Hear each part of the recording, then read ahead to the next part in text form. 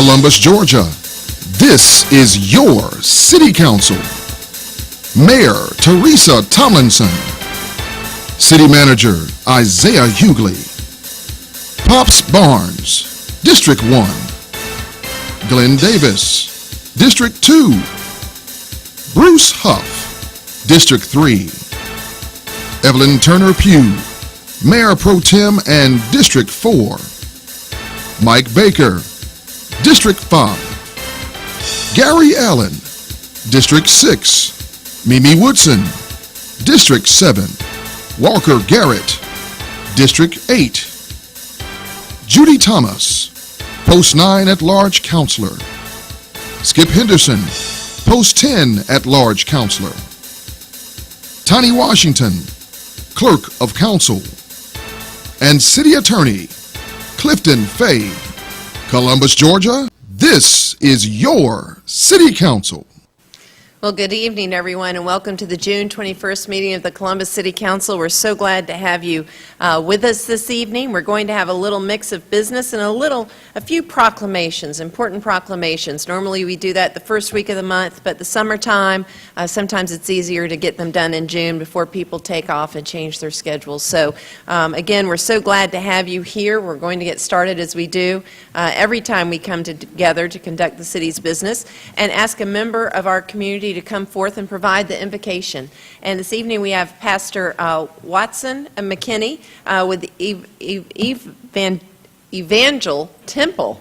Thank you so very much. It's so good to see you, Pastor, and we appreciate you making yourself available this evening. Well, thank you very much for inviting us. I am from Columbus, and I just want you to know that we really appreciate you and the services that you do for our community. And I'm also glad to see these young ladies here today and these young men. It really kind of goes along with what I want to mention to you. It's a little bit different than you normally have. But like I said, I am from Columbus. Some of you might remember the old Bush Hospital down on what we call 4th Avenue. That's a long time ago. I was born right there. And I've been at Evangel Temple now for 36 years. And we just in semi-retirement right now, but it's an honor for us to be here. My wife and I are from Columbus. We have 2 daughters, and there's a reason I'm telling you this, but because I want them to hear this. We do have 2 daughters. Our oldest daughter is Stacy. She came up through the schools in Columbus, and she went to Columbus University, and she's the principal of a middle school. My youngest daughter is Cody.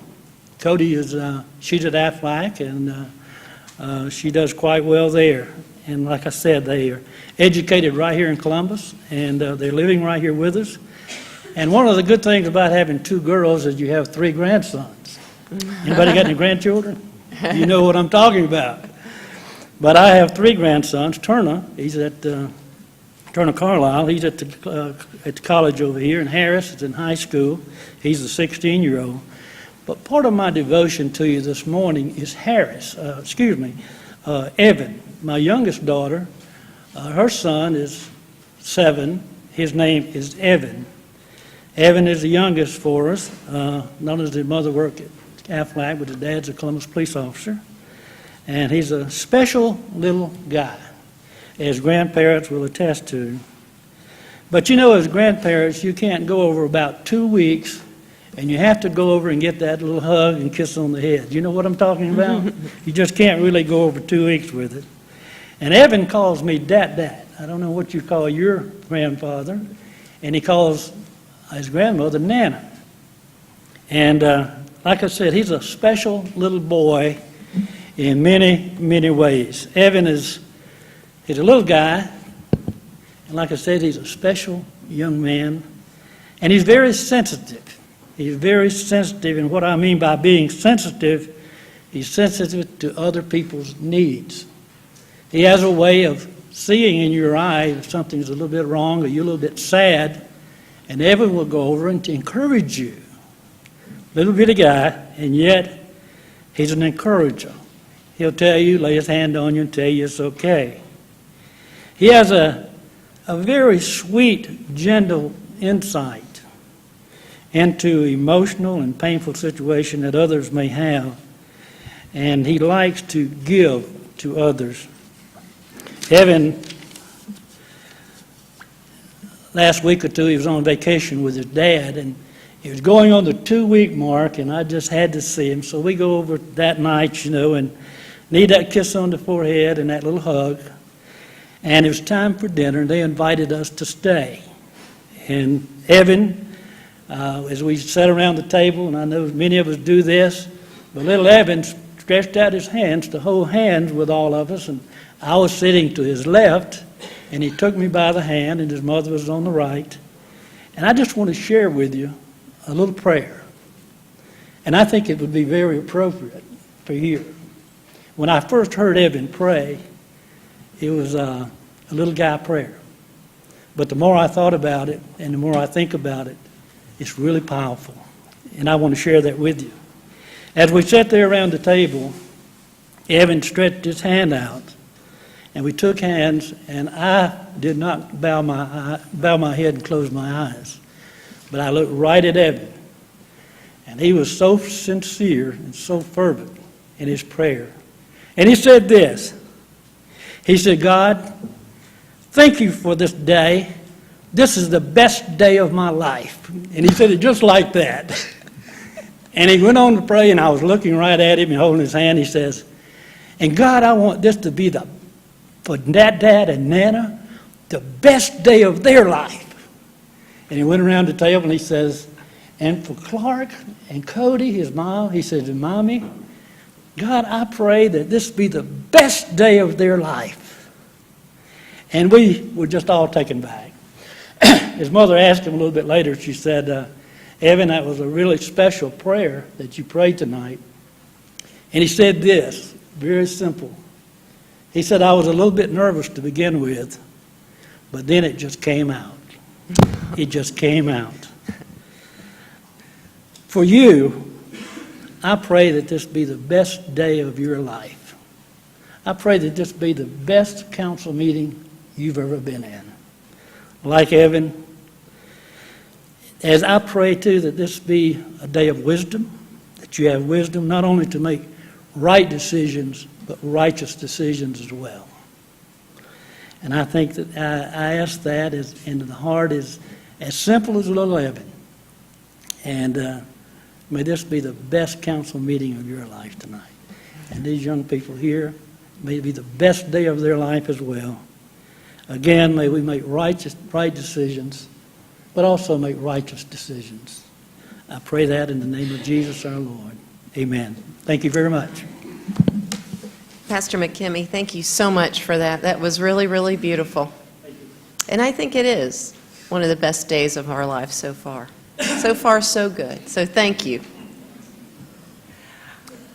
We're going to call forward a group of young people I had the opportunity of visiting with this afternoon. They're part of the historic Columbus Box City Summer Camp. So come on forward and stand before the clerk's desk. They're going to provide the Pledge of Allegiance, and then they're going to introduce themselves. And don't forget to look at the flag. If you all would stand and join with us.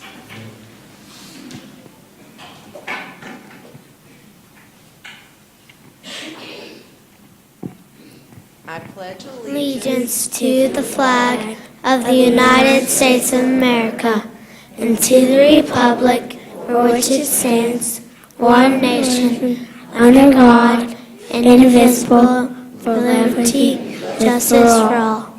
Excellent. Let's give them a big round of applause. All right, don't go anywhere. You've got to say your name and tell us how old you are. Why don't you start? Ella, and I'm 8. Murphy, and I'm 11. Wyatt, and I'm 9. Addison, and I'm 9. Matthew, and I'm 9. Ethan, and I'm 6. Shael, and I'm 8. Wow. Well, thank you so much. They have been at camp learning how important it is to build cities in the right way and how it helps people's lives. And it was really a wonderful group. We're so glad to have you here. We've got some folks with you. If you're a parent, supporter, camp operator, and leader, stand up and let us recognize you as well. Let's give them a round of applause.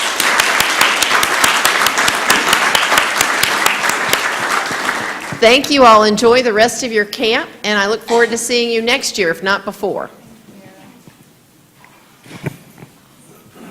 All right, as I said, we have some special proclamations to start off our agenda this evening, and we want to call forward first Katrina Collier Long.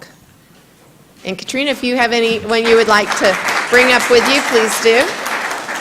And Good Counselor Huff is going to be reading this proclamation. Good evening. How are you? Good evening. Great. I want your wonderful husband to come stand with you. Oh, you'll take pictures? Okay. Well, then you wanna can come come up up here and take the pictures. Yeah, come up here. Okay. Any other family members that would like to join you would be fine. Yeah.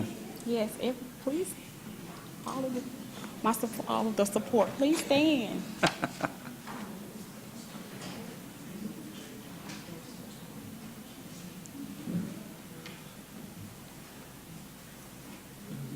Taking pictures. As we get everyone here together, Thank you. I would like to thank the mayor and council for just having a moment and a change in our meeting schedule, our agenda to do this. For those of you who didn't know, Ms. Collier Long received this award. I was instructed by her husband. I did not know. I thought this was something that just happened in April or May. She was honored back in November, and I just feel that all of our citizens should be honored here when they do such great things in our community.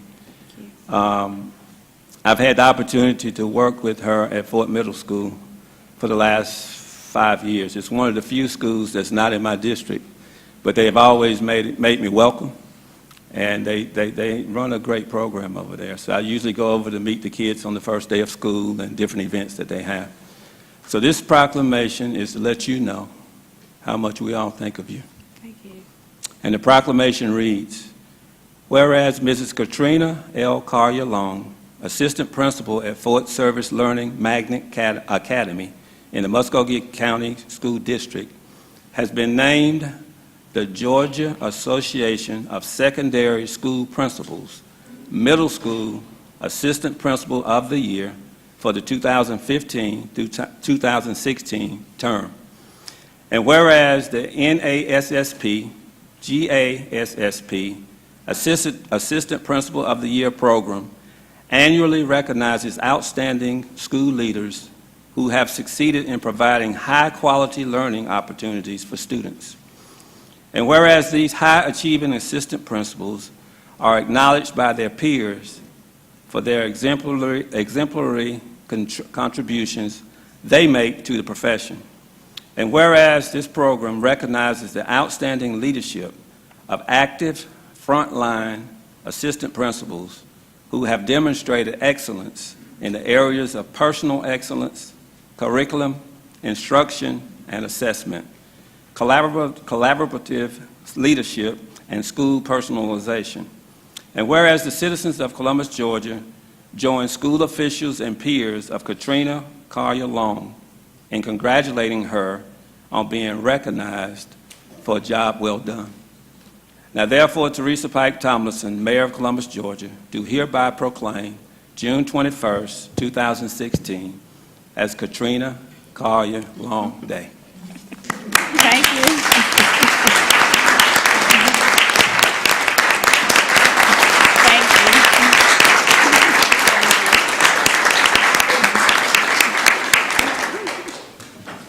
Katrina, we'd love for you to say a few words and introduce the folks you have with you. I sure will. Good evening, everyone. I thank God for allowing me to be able to stand before you this evening. I am humbled to stand here and receive this proclamation. I do carry the title, however, it is not a work alone. It takes a village, and some of the village is here with me. And I would like for the rest of the village to stand, please. Thank you.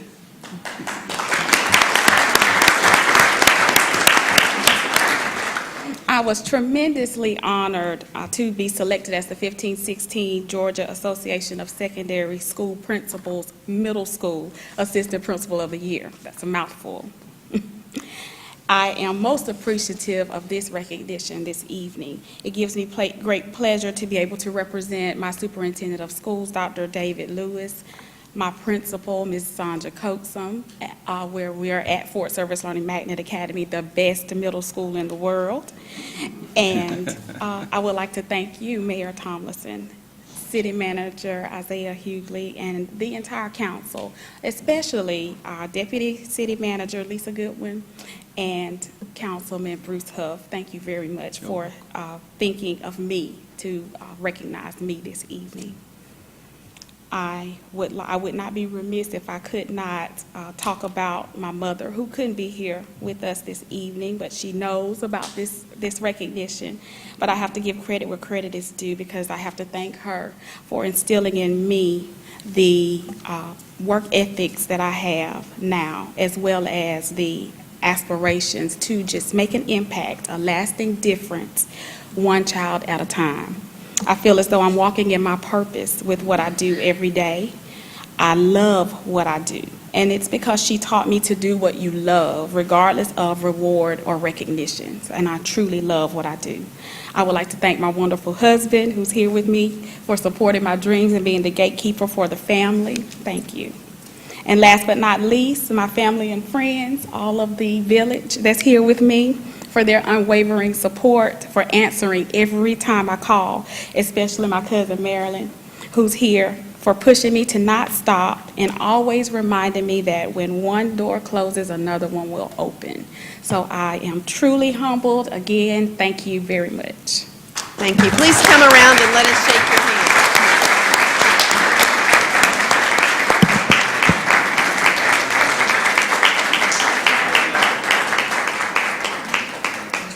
Congratulations. We're so fortunate to have you.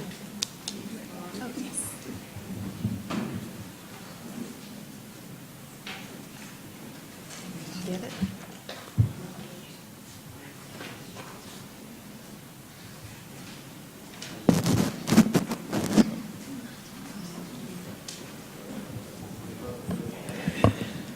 Next, we want to call forward Robert James Evans, and if he would like to come with his family as well. There's a special proclamation. Of course, when people appear before council, we never mention their childhood nicknames like Roger or others they might have been known by as young people. But Robert James, we're just so glad to have you here today, and we're going to have Councilor Huff read this special proclamation. Good evening to you and your family. Good evening. As well, you have done a lot in the background without recognition, and you do it from your heart. I thank you for opening up your public store to the kids in the community for the programs that come your way. I can't explain to the council and the mayor, the last program that we had was teaching kids the appropriate way to shop for nutritional foods, the right foods. And a nutritionist came in from Columbus State, and Mr. Evans opened his store up for them to have a jam session really with her to explain how to get it done. They had received a grant to give them $10 apiece, and he was able to provide them bags to shop with in the store. And they went through with their $10 after going through the store with a dietitian trying to buy the best nutritional foods available. It was just a wonderful day. Before I get started, is it Anne Lene? Leon? And Leon. Anne Leon. Okay, thank you very much. Proclamation reads, whereas Robert James Evans, son of Jim and Anne Leon Evans, husband of Melanie and father of Robert and Nicole, is a Columbus native, educated at Winton Elementary, Richards Junior High, Hardaway High School, and a graduate of Florida State University with a Bachelor's of Music Education and a Bachelor's of Science in Marketing Research. Whereas Robert James Evans, a proud resident of Midtown, a professional musician, real estate broker, and licensed pilot, recognizes that true success is in helping others reach their full potential in life, and realizes that everyone needs a solid foundation of support that will help them become well-educated, confident, and productive citizens. And whereas throughout his life, Robert James Evans, a dedicated philanthropist, sought to improve the quality of life for citizens throughout Muskogee County through servant leadership with the Boy Scouts of America, North Columbus Rotary Club, United Way of the Chattahoochee Valley Allocations Committee, by participating in St. Luke Methodist Orchestra and mentorship. And whereas Robert James Evans encourages everyone to define success for themselves, set personal, academic, and career goals, keep expectations high, understand abilities and disabilities, play to the strengths, develop strategies to meet goals, and work hard, persevere, be flexible, and develop a support network of those who value self-determination and self-sufficiency. And whereas Robert James Evans embodies the promise that with belief in oneself, along with resources and support one's needs, and deserves in a mutual learning relationship, every American of every background will succeed. Now therefore, Teresa Pike Tomlinson, Mayor of Columbus, Georgia, do hereby proclaim June 21st, 2016 is Robert James Evans Day. Thank you.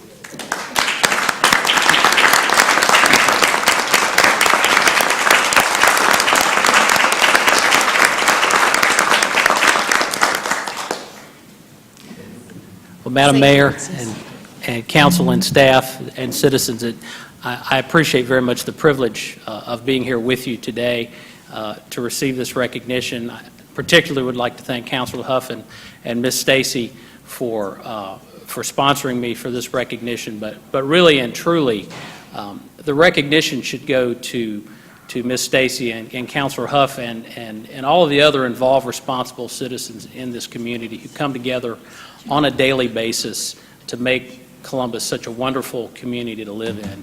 I feel like what I do is simply to do what I can to help so many others who are equally and in most cases more involved than I am to facilitate the progress that Columbus needs and deserves, and I appreciate the opportunity to participate in that capacity. So I'll simply say that I'll accept this recognition on the part of all the people through the years that I have had the honor and privilege of serving. Thank you very much. Roger, let me just say, you are a very special man. He gave the keynote speech at the Commission on Persons with Disabilities annual luncheon, and it was beautiful.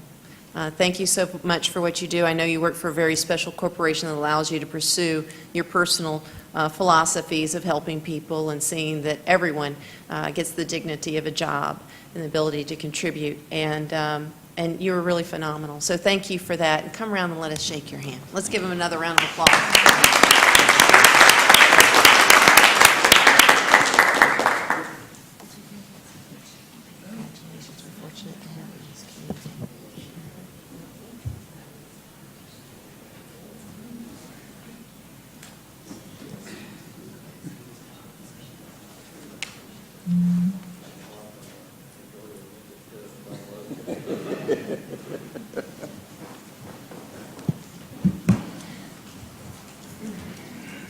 And we have another proclamation. We'd like to ask Joy Norman to come forward. We have a proclamation recognizing the Americans with Disabilities Act Day, and Councilor Thomas is going to read. Excuse me, Councilor Huff. Councilor Huff is going to read this proclamation. Yeah. Thank you for being here.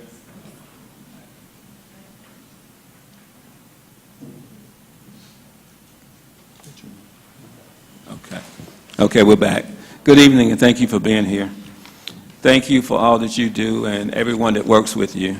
And this is very important to our community. And for the ones out there with disabilities, they truly understand what you do and how it benefits them. I've been privileged to watch quite a few people lately that have different disabilities and how well they perform in our community. So I thank you and all who work with you for making it possible. The proclamation reads, whereas the Americans with Disabilities Act, ADA, was passed on July 26, 1990, to ensure the civil rights of citizens with disabilities.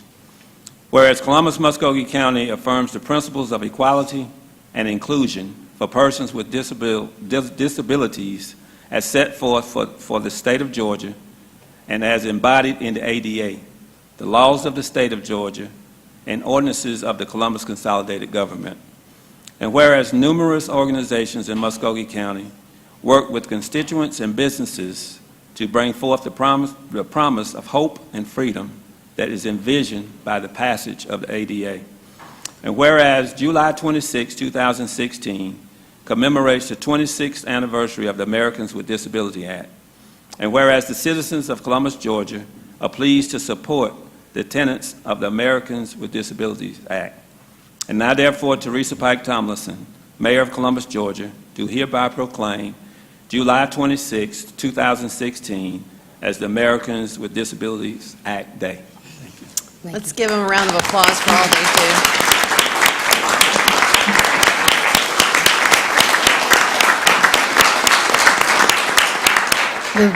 I wasn't prepared to say anything, but I can always talk about this because it's what I do. I have a disability. I'm hearing impaired, and I didn't get hardly anything that's been said tonight. I guess just the gist of it. But I do am thankful for this recognition for people with disabilities and in their behalf because of the fact that the ADA is probably one of the most phenomenal pieces of legislation to change the lives of millions of people in the United States. Over 50 million people have a disability in our country. And right up there with the Bill of Rights and the Civil Rights Act, I think, is the ADA, because it gives people the right to the pursuit of life and liberty and the pursuit of happiness. And many years ago, when a young man who acquired a disability because of the polio, he decided he wanted to go to college, and they said, "You're too disabled to go to college." But he went on to school, he got his bachelor's, he got his master's degree, and later became the head of that state agency that told him he could never get an education. And today his wheelchair, I think, is in the Smithsonian Institution. Thank you very much for what you're doing on behalf of people with disabilities. Thank you, Joyce, so much. You're not getting away so quickly. Come around, Liz, shake your hand. All right, Joy.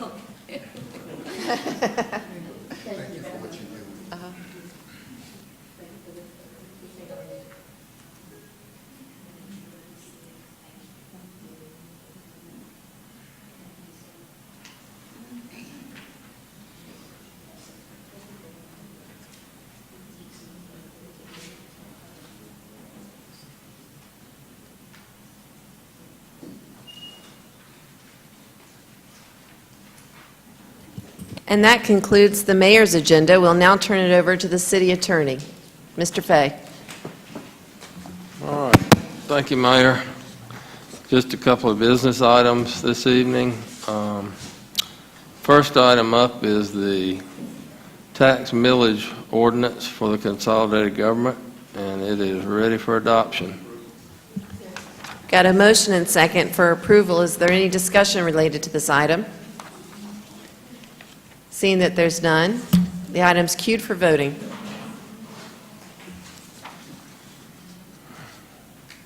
And it passes.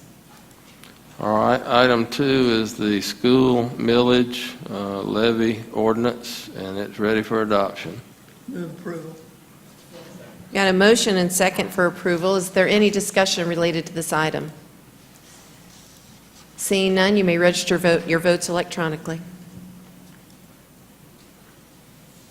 And it passes. Next item is the fee system for Department of Engineering, various increases, ready for adoption. We have a motion. Is there a second? A second. Any discussion related to this item? There being no discussion, the item's queued for voting. Okay. I think we had one. Okay, there we go. And it did pass. Next, we have one special resolution to recognize 2 authors in Columbus. Councilor Thomas wants to read that into the record. All right, Councilor Thomas. Is Mr. Belware and Dr. Gardner, are they here? Come on up to the microphone. I'm reading this tonight on behalf of Councilor Allen, who had requested that this resolution be presented, and he could not be here tonight. So It's with a great deal of pleasure that I'm given this opportunity. Whereas Daniel A. Bellware, CPA at Aflac, and Dr. Richard Gardner of Columbus State University have recently published their book, The Genesis of the Memorial Day Holiday in America. Whereas it is well documented that Memorial Day was founded by the ladies of Columbus, Georgia on April 26, 1866, and repeated each year thereafter.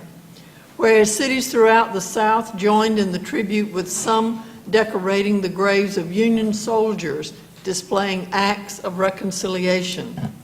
Whereas the poem The Blue and the Gray, based on those acts, became a mainstay of Memorial Day observances for decades. Whereas former Union General John A. Logan spoke about these decorations on July 4th, 1866. Whereas General Logan founded the holiday in the North on May 30th, 1868, after the third decoration day in the South. Whereas the facts of the origin of the holiday have finally been compiled and published by Daniel A. Bellware and Dr. Richard Gardner. Whereas their accomplishments are worthy of special recognition by this council. Now therefore the Council of Columbus, Georgia hereby resolves. We hereby commend and congratulate Daniel A. Bellware and Dr. Richard Gardner for their research and the publication of their book to recognize Columbus as the true home of Memorial Day. Columbus is proud of their accomplishments, and we wish them every success in the future. Let a copy of this resolution be forwarded to Daniel A. Bellware and Dr. Richard Gardner. Madam Mayor, I move approval. All those in favor, please state aye. Aye. It is approved. Thank you for all you do.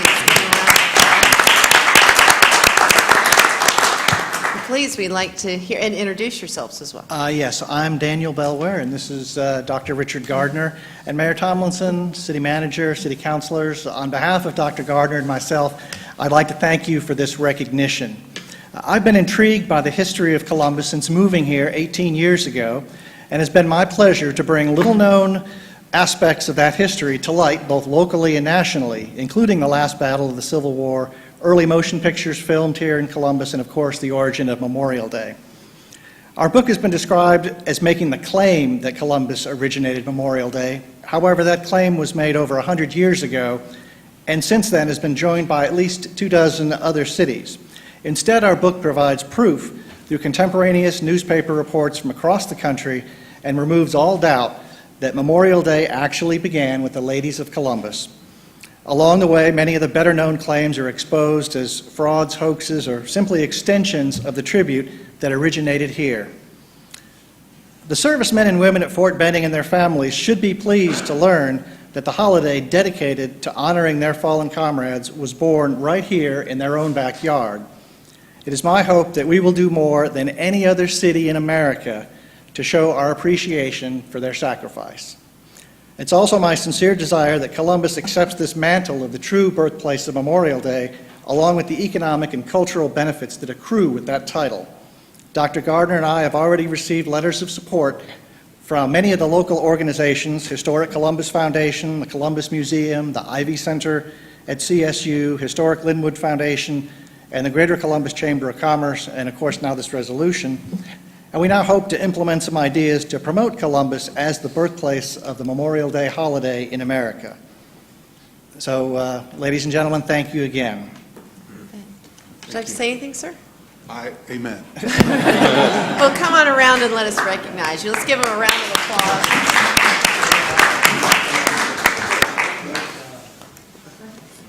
Make sure I'm giving you the right one. Oh, yes, absolutely. Thank you for your hard work. It's been very fascinating to follow. Thank you. Good job. Good job. Thank y'all for coming.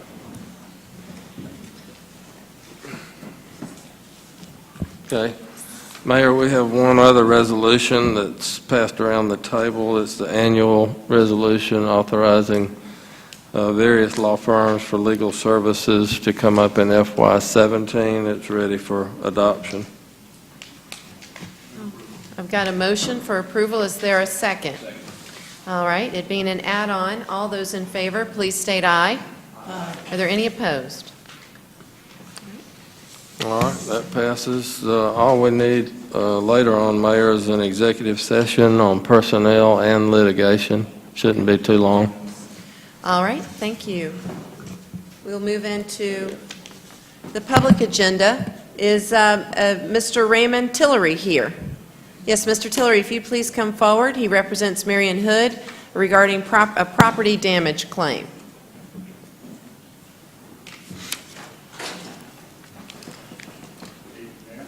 Hello.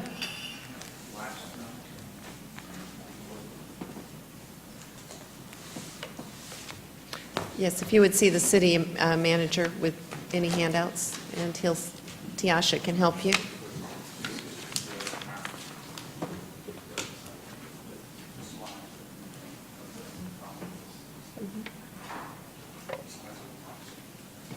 Okay.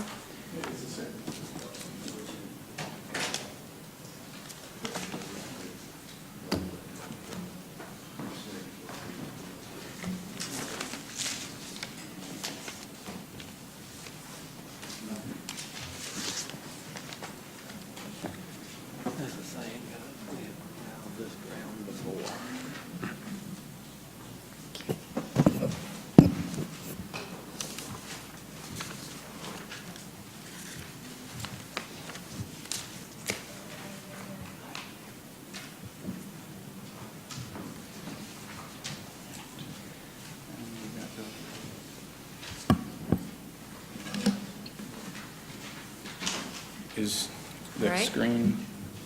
Mr. Tillery, if you would, just state your name for the record, please, and I'll start the clock.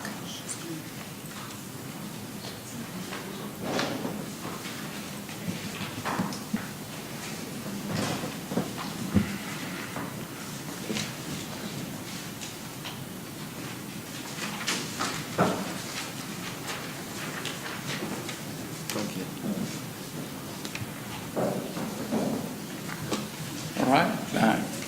Good evening, Mayor, members of council. No, went back to that. Okay, that's fine. Good evening, Mayor, members of council. My name is Attorney Ray Tillery. I'm here with Ms. Marion Hood, and an added addition to our team, Mr. Mason Hall, who's currently a third-year law student at Widener Law School. He's working for me as a capacity of my judicial clerk and my capacity as associate magistrate judge this summer. We're here once more before council, and what we've passed out are three estimates to the council in our request for payment. If you recall, Ms. Hood and I came before council several months ago, and this is what you see is a picture of Ms. Hood's address over there on 6179 Bayberry Drive in Columbus. And if you recall, this claim was about damage due to the pond that you see there. The pond is maintained by the city of Columbus, and what you will see here is a picture of the pond, and over to your left you will see the swimming pool along with Ms. Hood's property.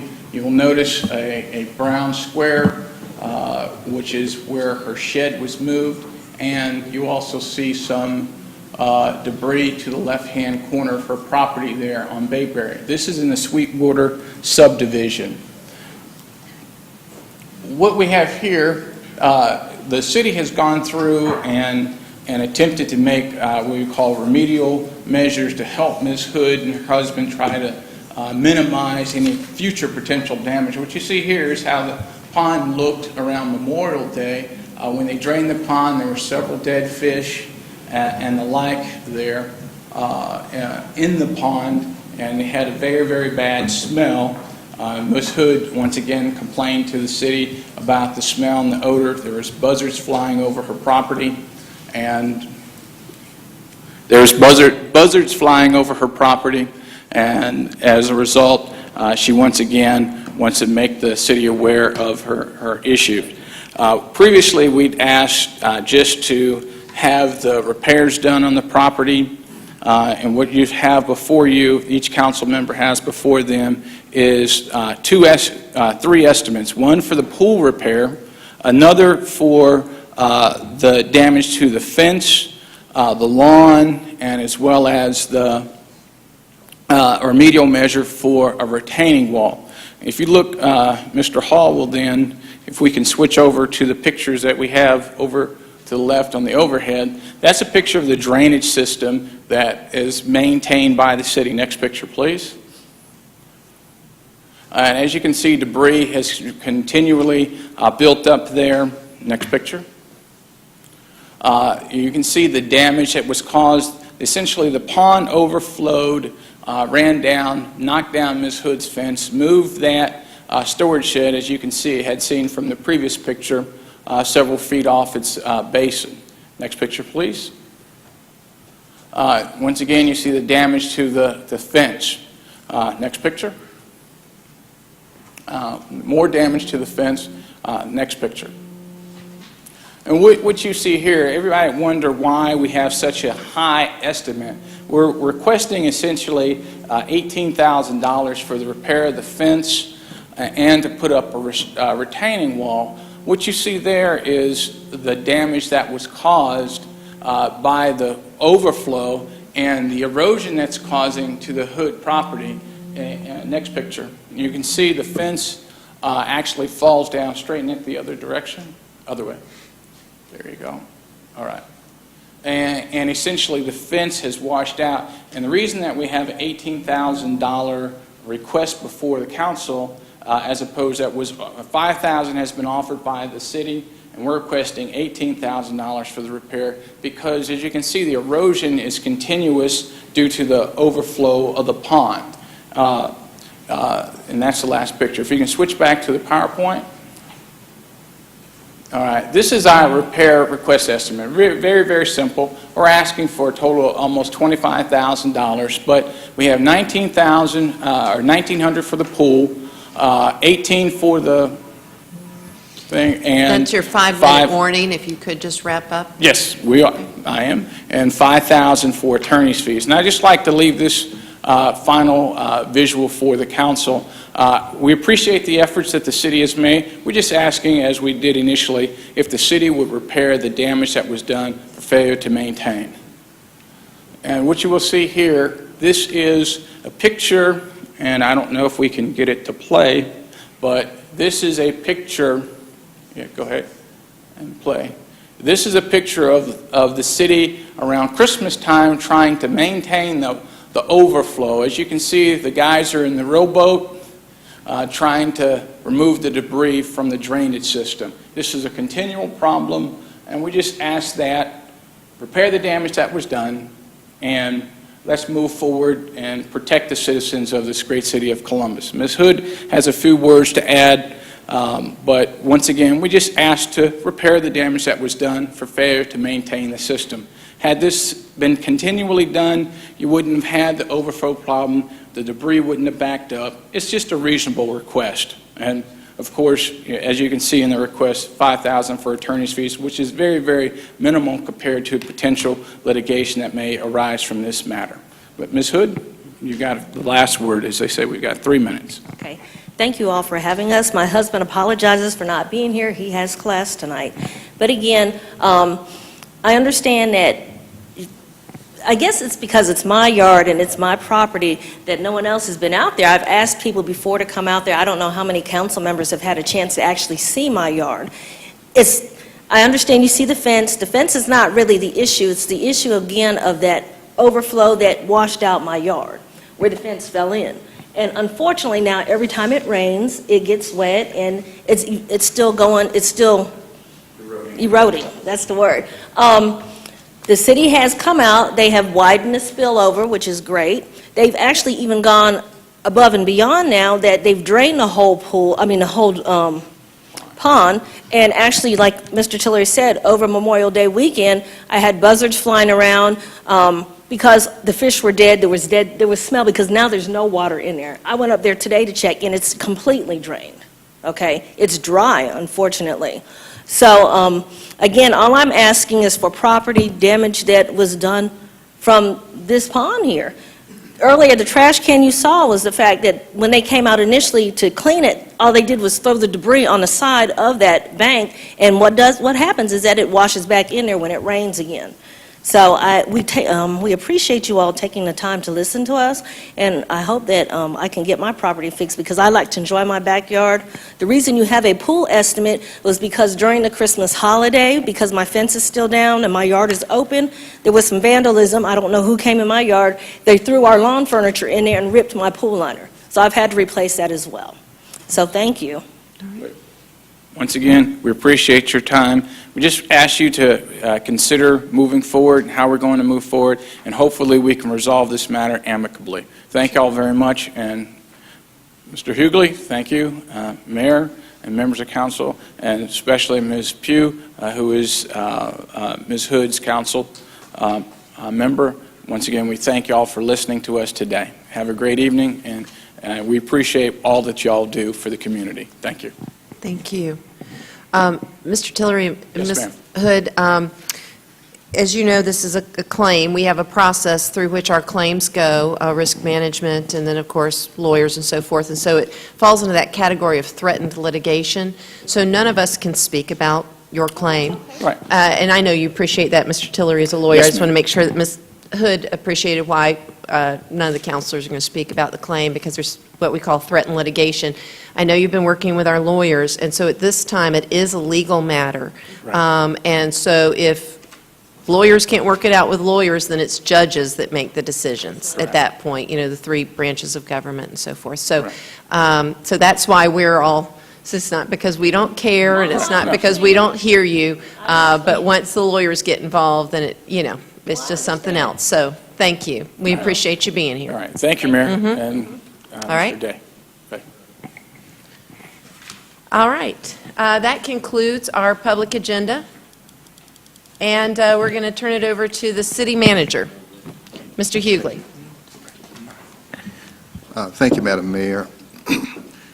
First on my agenda, I've got legal services for risk management, asking your approval to authorize payment of attorney's fees which may be incurred for legal services rendered regarding risk management issues during fiscal year 2017. We've actually got 3 firms that we would or could possibly do business with, and that's Todd Hendelman, Gardner, Willis, Sweat, and Hendelman, Moore, Ingram, Johnson, and Steele, or Levy, Thompson, Sibley, and Hand. We're asking your approval. Okay, we've got a motion to approve by Councilor Davis. Did you get that, Tiny? In a second? Okay, good. And is there any discussion related to this item? Seeing none, it is queued for voting. And it passes. Got juvenile court carryover request, asking approval to use $50,000 of their fiscal year 2016 salary savings and $20,000 in operational savings. We've got a motion and second for approval. Councilor Thomas. My question is this. We've been presented in the last couple of weeks by several different departments to spend salary savings. And my question is, well, let me lead up to my question. It seems that typically, if a department has money left in a line item, for example, salary savings, that money does not belong to that department. It goes back into the general fund. Yes. And I'm somewhat concerned that this is the third one that comes right off the top of my head, using salary savings that I thought had gone back into the general fund and then was distributed throughout the budget for FY17. If there was any money left in FY16, it carries over to 17 in the general fund, not in the specific department accounts. Am I incorrect in that? Uh, Is this you a are- new process? Councilor Thomas, you're absolutely correct, and I have concerns too about the road that we are traveling when it comes to the use of salary savings or fuel savings. Typically, we would expect those funds to go towards boosting our fund balance. As you know, we were below 60 days in fund balance. And in the budget that you approved last week, it got us back to 60 days. Well, if we had the money that we are now, the salary savings or fuel savings that we are now spending, we would possibly, I talked to the finance director just yesterday, and I asked her if we had not used any of the salary savings, if we had not used any of the fuel savings, how many more days would we have added to our fund balance? And she told me 5. 5 days. Instead of 60 days, we'd be at 65 days in fund balance. It's very concerning to me.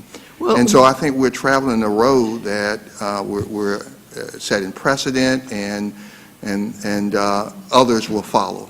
Well, my question too is, this is a total of $70,000. Was that $70,000 not taken into account and spent somewhere in the FY17 budget? I mean, Well, there again, we would be looking at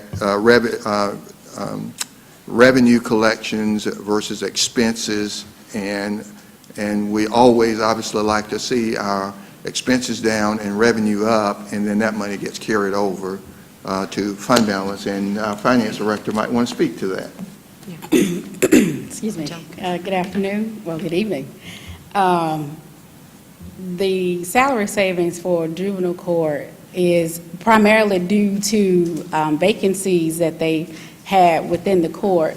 Samantha Cannon, the juvenile court director, is here, but I'm not particularly sure that they have those same vacancies going into FY17. So the monies that would have been budgeted for salaries will probably be expended in FY17 if those individuals stay on board with the city.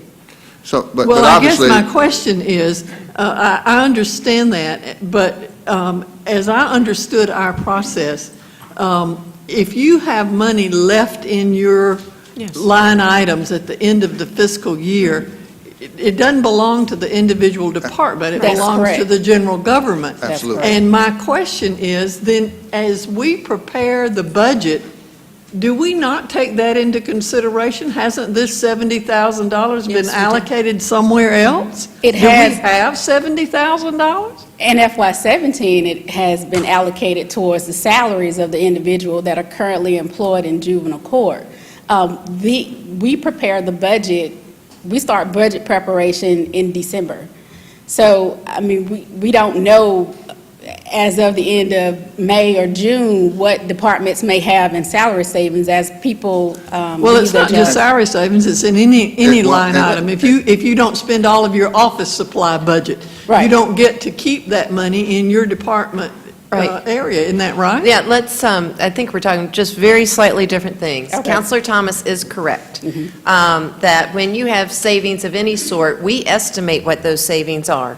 So, for instance, we have wonderful departments that figure out new ways to do things prudently, sometimes because of technology, whatever it may be, and they come in under budget. And that reverts back to the general fund, and we absolutely estimate how much that is going to be at the end of the year, and that's absolutely taken into account by how much we have in our general fund reserve going as we prepare the next budget. So you are correct. Either Angelica or Pam can speak to the magnitude of $70,000, and it doesn't matter whether it's $19 or $700,000, but, you know. Well, it's $70,000 here, it was that was considered. $250,000 last week for the fire department. It Yes. was, you know, I mean. That's exactly right. And Councilor Thomas, I think you're right on point. Yes. I mean, you are. And in past years, we did exactly what you outlined. So why are we changing our, Well, except for, I think you're leaving out one big exception. There's always been an exception for public safety, where there are savings, and they usually reallocate to capital expenses at the end of the year. Well, Capital and expenditures. that's in more recent years, but if you go back beyond the more recent years, we did not do that. Yes. Usually if it's OLOS proceeds and was not expended during that year, we have the public safety individuals come back and ask to buy more cars or things that they did not otherwise get, and council has, I think without exception, granted that. But I'm yes, just very other than that, concerned about correct. the direction that this seems to be heading, and it seems to be such to me, a dramatic change from what we have done in the past. And I don't have any doubt that they need $70,000 to fund construction costs related to converting space.